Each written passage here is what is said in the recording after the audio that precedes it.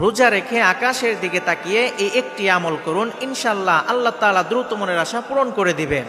সম্মানিত প্রিয় ভাই বোনেরা, রোজার দিনগুলো অন্য দিনের মতো নয়। এই সময়ে বান্দা আল্লাহ তাআলার সবচেয়ে কাছে থাকে।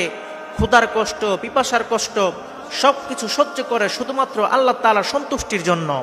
এজন্য যদি এমন হয় মনের মধ্যে অনেক দুঃখ কষ্ট জমে আছে, কারো কাছে বলতে পারতেছেন না, অনেক দোয়া করেছেন কিন্তু কবুল হচ্ছে না, ঠিক এই সময়ে এই একটি আমল করুন, ইনশাআল্লাহ আল্লাহ তাআলা আপনার সকল দোয়া কবুল করে নেবেন, আপনার সকল মনের আশা পূরণ করে দিবেন।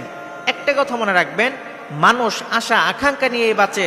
মানুষ মনের আশা পূরণ করার জন্য কত কিছুই না করে, অথচ আমরা ভুলে যাই যার হাতে আমাদের সবকিছু তার কাছেই তো চাইতে হবে। আল্লাহ তাআলা নিজে পবিত্র কোরআন মাজিদের মধ্যে বলছেন, ওয়াকালা রাব্বুকুম উদউনি আস্তাজিব লাকুম, তোমরা আমাকে ডাকো আমি তোমাদের ডাকে সাড়া দিব, তোমরা আমার কাছে চাও আমি তোমাদের চাওয়া পাওয়া পূরণ করে দিব।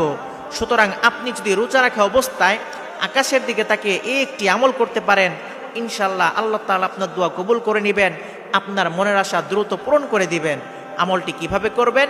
প্রথমে সুন্দর করে ওযু করবেন, এরপর ইফতারের আগে আকাশের দিকে তাকিয়ে এই দোয়াটি ৪১ বার পাঠ করবেন। সেই দোয়াটি হচ্ছে, ইয়া হাইয়্যু ইয়া কাইয়্যুম বিরহমাতিকা আস্তাগীথ, ইয়া হাইয়্যু ইয়া কাইয়্যুম বিরহমাতিকা আস্তাগীথ। এরপর কোরআনের এই একটি আয়াত ৪১ বার পাঠ করবেন। সেই আয়াতটি হচ্ছে, হাসবুনাল্লাহু ওয়া নি'মাল ওয়াকিল, নি'মাল মাওলা ওয়া নি'মান নাসির।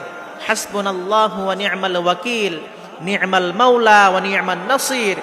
এরপর দুই হাত তুলে আল্লাহ তাআলার কাছে দোয়া করবেন, ইনশাআল্লাহ আল্লাহ তাআলা আপনার দোয়া কবুল করে নেবেন, আপনার সকল মনের আশা দ্রুত পূরণ করে দিবেন। পাগল है किया मेरा लगदा ना जिया तेरे बगैर, तू मान मेरी जान मैं तुझे जाने ना।